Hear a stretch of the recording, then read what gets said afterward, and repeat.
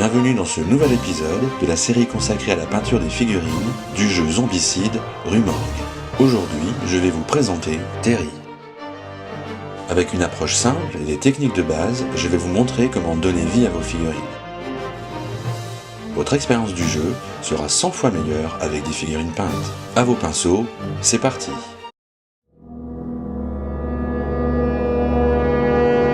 La figurine a été préalablement préparée, j'ai enlevé les traces de moulage avec un couteau de modélisme et j'ai ensuite sous-couché la figurine en blanc avec une bombe Army Painter Matte White. Pour le visage et les mains, je vais utiliser du Tallarn Flèche. Toujours bien agiter le pot avant de l'utiliser.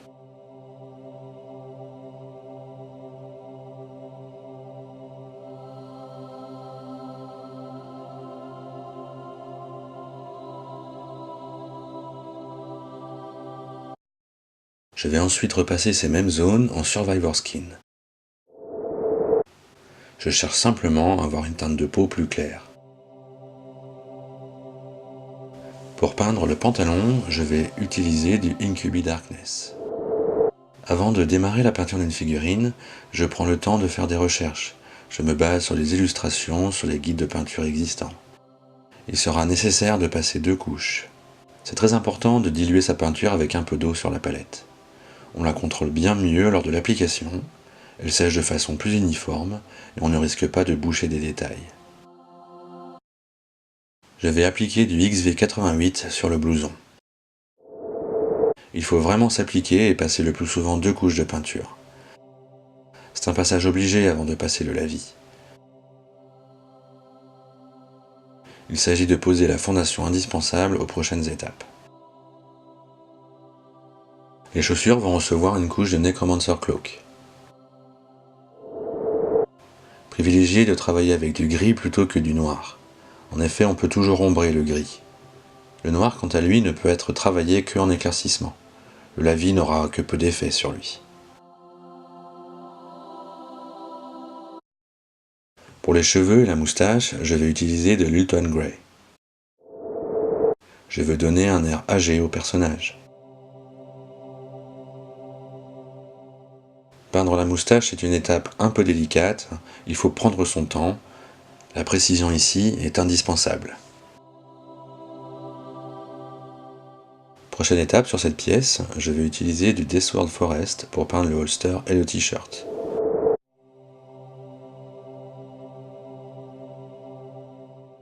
Je fais le choix de ne pas reproduire le motif de bande de l'illustration, celui-ci est trop complexe pour la taille de la zone.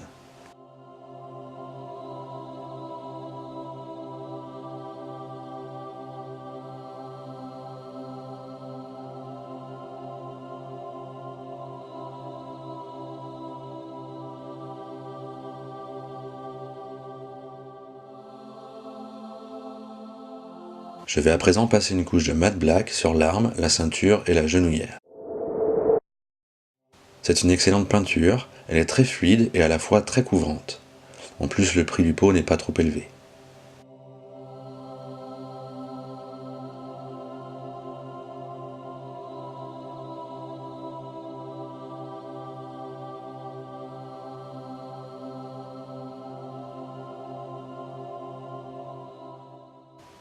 Je me suis aperçu d'un détail en cours de peinture, une dague se trouve derrière le holster. Je la passe donc au matte black. Terry porte des plaques de l'armée US, je les peins donc en noir.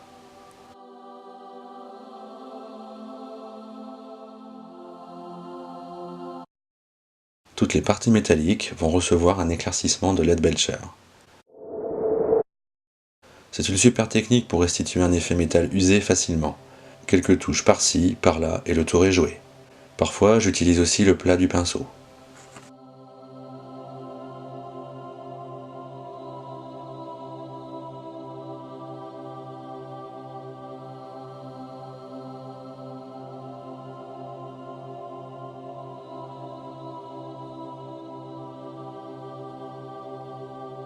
Pour les yeux, je vais employer une technique très simple. Je vais appliquer un peu de matte black dans les orbites. Je ne vais pas faire le blanc de l'œil avec un point noir au centre. C'est assez difficile à réaliser et souvent on va réussir un œil et pas l'autre. et ainsi rater le regard. Le visage étant une zone importante de la figurine, faisons simple et efficace. Pour le bois de l'arme, j'utilise du Kaltan Brown.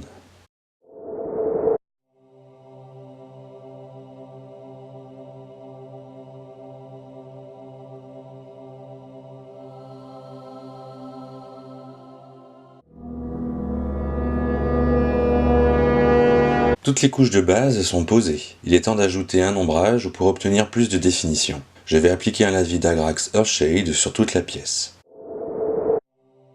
J'applique le lavis du haut vers le bas. C'est une étape très importante, il faut prendre soin de la réaliser en une seule fois. Couvrir entièrement la pièce avec le lavis. Ensuite, laissez la figurine reposer quelques instants.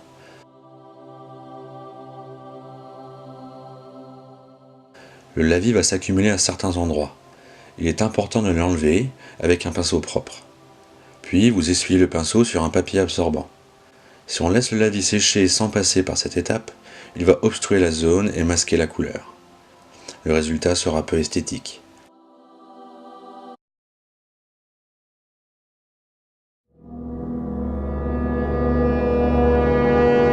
Pour la couleur du socle, je vais utiliser de l'Uniform Grey. Je passe bien 2 couches de peinture sur tout le socle.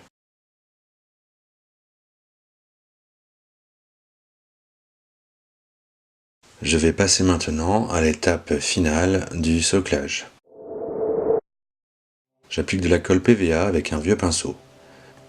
Ne pas utiliser son meilleur pinceau pour cette étape, on serait sûr de le ruiner.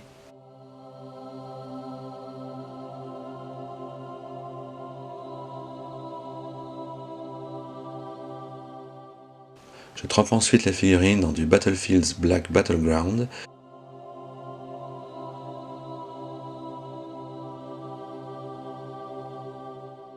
Et je passe le doigt sur le rebord pour enlever l'excédent. La colle PVA est sèche, je vais appliquer un brossage à sec douche à petit baume sur le flocage pour rehausser la texture.